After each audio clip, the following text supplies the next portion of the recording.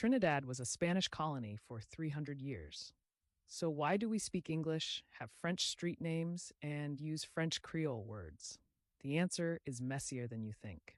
Spain controlled Trinidad from 1498 to 1797, but for most of those 300 years, they did almost nothing with it.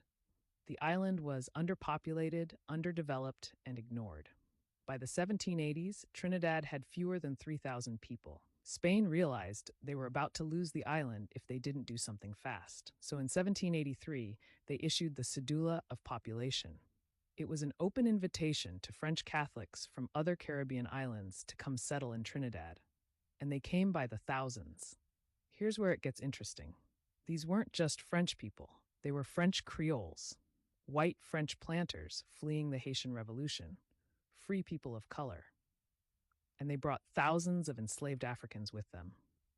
Within 15 years, Trinidad's population exploded, and suddenly the island was more French than Spanish. French became the dominant language. French culture took over.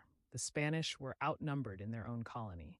But here's the twist. In 1797, the British invaded and took Trinidad from Spain, and Britain held it for the next 165 years until independence. So now you have an island that was Spanish, became French, and ended up British.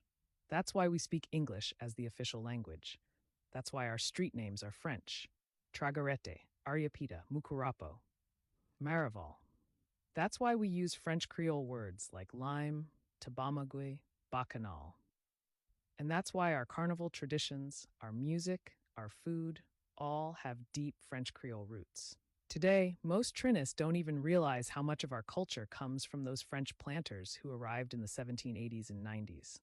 We think of ourselves as British colonial subjects who gained independence. But the truth is, our culture is a mix of Spanish foundations, French dominance, British rule, African resistance, and Indian influence. We're not one thing, we're everything.